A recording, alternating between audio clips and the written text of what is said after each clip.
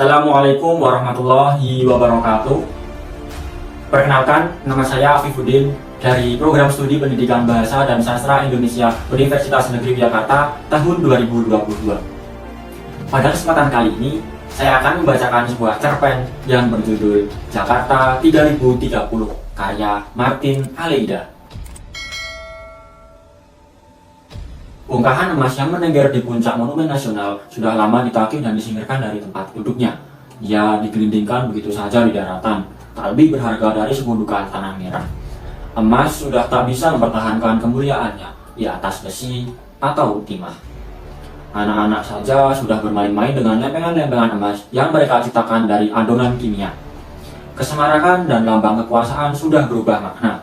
Paling tidak di kota ini, yang disanjung orang sekarang adalah Gizogasaram, senyawa kimia hasil ekstraksi dari inti api yang dijadikan bahan mentah untuk memproduksi chip yang bisa menampung data jutaan kali lipat dan dengan kecepatan tak terperikan dibandingkan 1000 tahun sebelumnya. Kata-kata, karena sifatnya yang bisa ditafsirkan dalam berbagai pengertian, kata-kata sebagai sarana ekspresi sudah ditinggalkan. Sekarang adalah dunia presisi dengan bahasa ketepatan yang memiliki pengertian tunggal. Bayangkanlah bagaimana pentingnya presisi 10 abad yang akan datang. Kalau sekarang saja, apabila Anda salah memasukkan angka PIN, maka tak sepeser pun yang bisa Anda tarik dari ATM. Pemujaan pada angka membuat manusia keluh, dan ketika kata-kata hilang dari percakapan mereka, maka burung-burung mengambil alihnya. Di mulut burung-burung yang sudah berkicau sejak jutaan tahun yang silam, kata-kata menemukan melodi yang membuai menghanyutkan. Burung-burung berkata-kata dengan ritme yang jauh lebih menawan dibandingkan dengan gelombang percakapan manusia zaman sekarang. Hilanglah sudah kata-kata dari perbendaharaan verbal, dan bunyi yang tertinggal dalam komunikasi manusia hanyalah ketukan di atas keyboard. Jakarta terkurung dalam kutukan karena kejahatan kemanusiaan yang didewakannya selama lebih dari 3 dasawarsa menjelang akhir abad ke-20. Ingatan kolektif penduduknya bisa lenyap, tetapi zaman tak pernah akan lupa bahwa waktu itu ratusan ribu orang dibunuh seperti tikus comberan. Anak-anak muda yang ganteng dan manis-manis, yang bercita-cita sangat sederhana, hanya sekadar untuk bisa meludah karena tak tahan mencium bau amis para penguasa yang durjana. Diculik dan dilenyapkan rezim bersenjata. Mereka yang membunuh dan menculik tak pernah merasa bersalah. Hukum buat mereka hanyalah angin yang dengan gampangnya bisa ditepis. Orang yang seharusnya bertanggung jawab dengan lihai menghindar dari hukuman sambil meluncur-luncur di atas kursi roda, melencar ke sana kemari, aman-aman saja dan berpura-pura kena encok. Namun, adil ataupun tidak, zaman tak tertahankan. Dia melaksanakan hukumannya sendiri. Kota jadi terpencil dari alam sekitarnya. Daerah sekelilingnya membalas penindasan yang berpusat di kota itu dengan membangun pagar yang lebih dahsyat dari tembok Tiongkok untuk membuat kota ini terisolasi dari sinar matahari. Kota terkurung dalam tembok. Orang-orang yang menyimpan dendam mesuma terhadap kezaliman kota ini mengharapkan dia lekas saja mati karena kekurangan vitamin D. Berita-berita pembunuhan yang saban hari muncul di media massa dalam 1000 tahun belakangan ini menunjukkan betapa murahnya harga nyawa, seakan tak lebih bernilai dari lalat dan belatung. Teknik-teknik pembantaian lebih keji dari yang mungkin dibayangkan. Dan penduduk kota membaca berita-berita seperti itu sebagai sesuatu yang rutin. Emosi mereka tumpah, hati mereka lebih tersentuh oleh teka-teki silam. Kepekaan menjadi tumpul, membuat kemanusiaan berada di titik paling rendah. Kaum budayawan berdiam diri, sementara kaum politisi dan negarawan bermain-main mencari keuntungan dari situasi ini. 1000 tahun dalam pemujaan, maka pragmatisme menemukan dampaknya yang paling mencengangkan. Karet, tanah kusir, jeruk purut, dan semua lahan pemakaman sudah lama diratakan, dan di atasnya dibangun gedung-gedung berbentuk kubus yang menyundul langit dan berdesak-desakan di laut. Kota ini sudah tidak mengenal sejengkal tanah pun sebagai tempat pemakaman. orang-orang kaya yang hidup di atas angin menguburkan diri di luar negeri, di Australia atau di Afrika. Untuk tetap mensakralkan pemakaman, hanya satu perusahaan yang diizinkan beroperasi, yakni www.kubur.com. Situs tersebut hanya dijalankan oleh seorang pebisnis dengan koneksi yang tiada hingga dengan perusahaan penerbangan internasional. 8 menit setelah mengklik homepage itu, jenazah sudah dikebumikan di benua yang jadi pilihan. Kemanusiaan sama dan sebangun dengan nol besar, dan dia sudah tidak lagi memerlukan nama. Untuk menghindari kematian dini karena kekurangan vitamin D, orang-orang yang tidak beruntung yang mempertahankan hidup di komunitas yang pernah jaya 1000 tahun sebelumnya, seperti Satu Merah Panggung, Utan Kayu, Garuda, Bambu, Lidah Buaya, dan kelompok-kelompok lain dijadikan tumbal. Kapitalisme memang masih harus membuktikan diri bahwa tatanan masyarakat yang diciptakannya merupakan akhir dari peradaban manusia. Tetapi yang jelas, komunitas-komunitas tadi yang mencoba melawan arus zaman dengan membangun kelompok kehidupan sendiri yang didirikan di atas kebersamaan dan menemukan sendiri apa yang memang benar-benar mereka butuhkan. Menemukan diri mereka tersisih, miskin. Kalau sudah tiba saat mereka berhadapan dengan ajal, maka mereka diperlakukan tidak lebih dari sampah. Penaklukan orang-orang di atas angin terhadap mereka menjadi lengkap. Mereka dijadikan sumber vitamin D. Gubernur kota merasa telah menemukan kebijakan yang cemerlang dalam upayanya untuk membuat jasad mereka yang tersisih tidak menyebabkan bau busuk yang menyengat kota. 10 detik setelah meninggal, jasad orang-orang tersisih ini sudah dikerek ke pelataran pemusnahan yang dibangun di puncak Monumen Nasional. Gubernur dan para pembantunya beranggapan sama sekali tidak masuk akal membiarkan mayat berbulan-bulan supaya membusuk dan dimakan belatung di puncak monumen. Maka 100 ekor burung gazgazamut diimpor dari Asia bagian tengah. Burung-burung yang berparuh besar dan tajam dengan tembolok yang tak pernah kenyang itulah yang dalam 5 menit membuat mayat orang-orang tersisih tadi tinggal tulang belulang. Balung manusia itu kemudian dikerek turun, dimasukkan ke pabrik pemrosesan khusus untuk menghasilkan kalsium sejati. Dengan tablet-tablet kalsium ini, penduduk kota O besar kemanusiaan memperpanjang harapan hidup mereka. Kepekaan penduduk kota semakin majal, sementara kicau burung-burung yang semakin syarat dengan melodi bertambah memilih kita perasaan binatang itu. Dari atas pohonan yang dibuat dari campuran besi dan plastik yang lentur dan anti karat, di mana mereka bertengger. Apalagi pada saat mereka memasuki bangkai manusia yang tersisihkan di puncak monumen. Hati burung-burung gazgazamut mulai teriris-iris oleh ketidakadilan yang sedang berlangsung di bawah cakar mereka, di kota bawah. Suatu ketika, ke-100 burung-burung gazgazamut terbang serempak dengan ujung-ujung sayap mereka saling menyentuh. Bayang-bayang mereka membuat kota di bawah menjadi kegelapan, seperti ditangkap gerhana. Sambil melayang-layang, menukik tajam, membumbung tinggi menerjang langit, mereka memekik-mekik, memprotes kezaliman yang dipelihara oleh kota yang terhampar di bawah. Pada satu situs, seorang penyair memberikan tafsir mengenai apa yang sedang dilakukan oleh burung-burung yang sedang meradang dan menajam itu. Bahwa kota ini akan binasa kalau pemusnahan terhadap sesama manusia dalam bentuknya yang paling bengis tidak dihentikan. Tetapi, seperti kode judi Huawei dahulu kala, kata-kata bisa dipahami dalam rupa-rupa pengertian. Makna maupun tafsirnya beragam. Jadi, siapa yang mau mendengar kicau si penyair, sementara penguasa kota tak peduli dengan tanda-tanda alam. Keesokan harinya, kawanan burung gazgazamut mengepak-ngepak bebarengan di atas kota. Jeritan mereka menyebarkan ngeri, memekakkan telinga penduduk. Mereka berputar-putar di atas monumen, di mana 2 jasad manusia terletak di atas altar, menunggu burung-burung itu melumatkan daging mereka. Namun, burung-burung itu hanya berputar-putar persis di atas mayat, memekik-mekik, lantas mereka terbang beringsut menjauhi mayat. Kembali ke sarang mereka di pohon-pohon buatan yang ditancapkan di Teluk Jakarta. Katakanlah dengan semangat kesetiakawanan, apakah yang kita lakukan ini bisa dimaafkan sejarah? Kicau seorang burung gazgazamut yang ragu dengan perlawanan burung-burung sebangsanya terhadap kebijakan gubernur kota dan para pembantunya. Suaranya berat dan parau, menggugah tapi liris. Dengan menjunjung tinggi dan atas nama langit ketujuh, kita berhak menolak untuk mematuhi jenazah. Sambut suara di tengah kerumunan burung itu. Tapi itu hanya akan memperburuk keadaan, membuat busuk dan meracuni angkasa, membuat manusia yang tersisihkan di kota ini akan terserang kolera dan semakin sengsara. Kolera sudah lama dikalahkan manusia.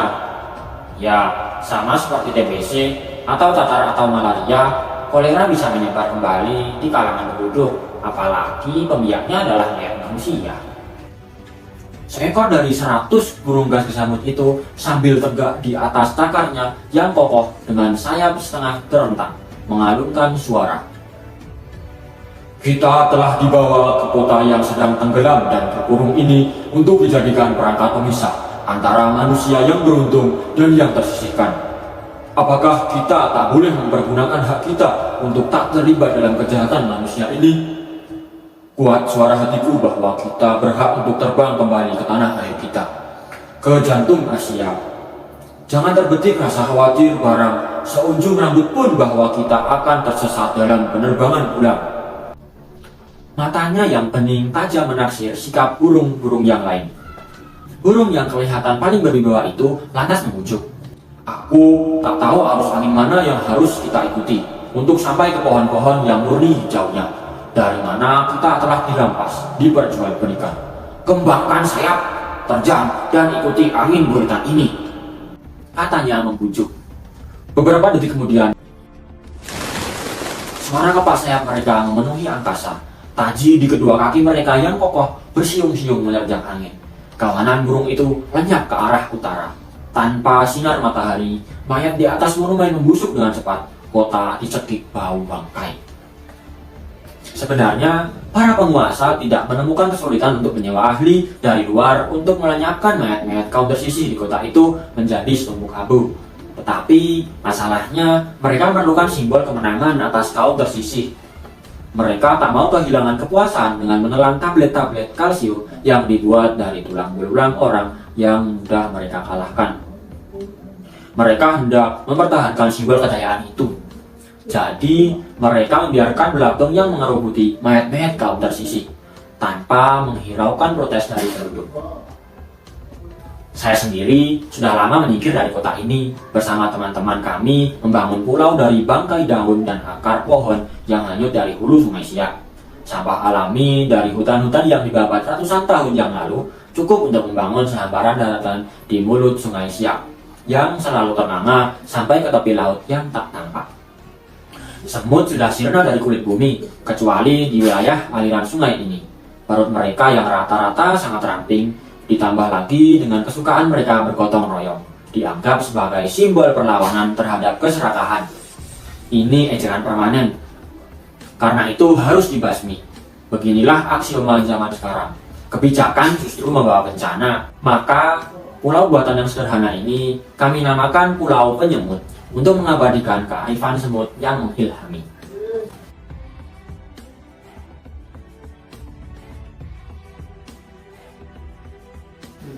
Cerpen berjudul Jakarta 3030 karya Martin Almeida menceritakan mengenai kondisi kota Jakarta pada tahun 3030, di mana teknologi telah berkembang pesat. Para penduduk kota dibutakan oleh teknologi tersebut, sehingga nilai-nilai kemanusiaan tak lagi mereka indahkan, karena mereka terlena oleh kemajuan teknologi. Jakarta di tahun 3030 menjadi kota yang syarat untuk ditinggali. Suasana kota sangat mencekam. Tak ada lagi masyarakat kota Jakarta yang dikenal ramah itu. Yang ada manusia-manusia berdarah dingin yang kapan saja siap membunuh sesamanya tanpa pandang bulu. Tak ada lagi lahan hijau dan untuk rumput-rumput bersemi. Yang ada hanyalah gedung-gedung tinggi pencakar langit. Emas menjadi barang yang tak berharga lagi, digantikan oleh senyawa kimia gizogasan, yakni senyawa kimia sebagai bahan dasar pembuat chip. Salah satu yang ditonjolkan dalam cerpen Jakarta 3030 adalah keberadaan media. Media teknologi berhasil mencuci pikiran penduduk dengan brutal dan anarkis, sehingga mereka tidak lagi menghiraukan sebuah nyawa. Mayat-mayat bergelimpangan, tak ada lagi lahan kosong untuk menampung mayat-mayat tersebut, sehingga betapa banyaknya mayat yang tergeletak di bawah sana.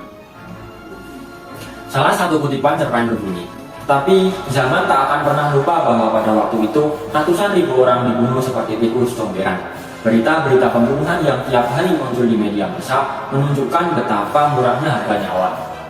Teknik-teknik yang digunakan dalam membantai tidaklah bermoral. Emosi, pembunuhan, dan kejahatan menjadi solusi terhadap segala permasalahan. Pemerintah Jakarta tahun 2030 telah semena-mena tidak lagi mendengar keluhan dari masyarakat kecil.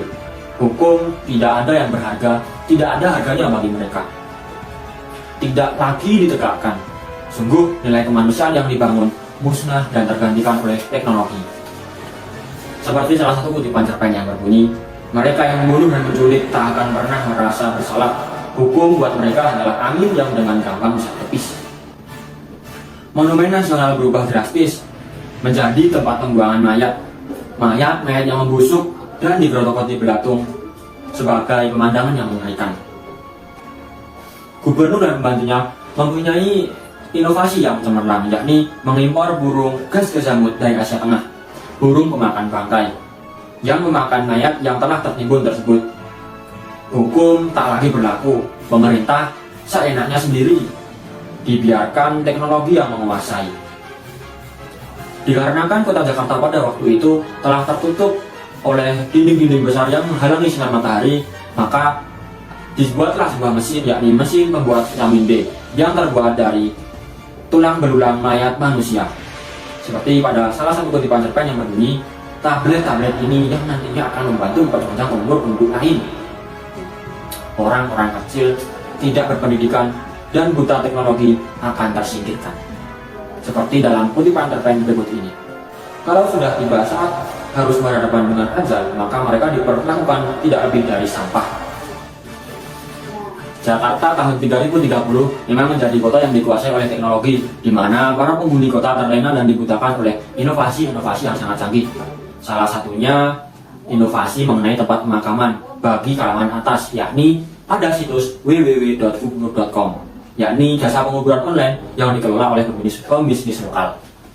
Yang kedua, yaitu mereka telah menciptakan mesin-mesin yang canggih, yakni yang salah satunya yaitu mesin daur ulang tulang belulang manusia yang digunakan untuk mencetak atau memproduksi tablet-tablet vitamin D untuk kesejahteraan umat manusia pada kalangan atas, sehingga kesejahteraan mereka terjamin.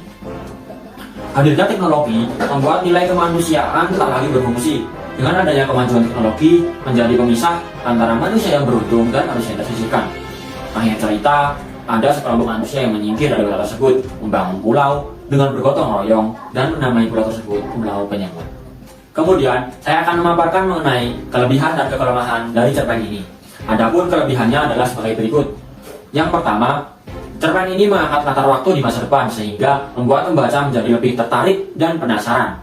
Yang kedua, alur dan latar cerita dalam cerpen ini membuat pembaca dapat merasakan emosi suasana yang terjadi pada waktu itu. Kelemahan pada cerpen ini yakni yang pertama, pada beberapa bagian dialog tidak terdapat keterangan pelakunya sehingga menyulitkan pembaca untuk memahami bahwasanya yang berdialog tersebut siapa pelakunya.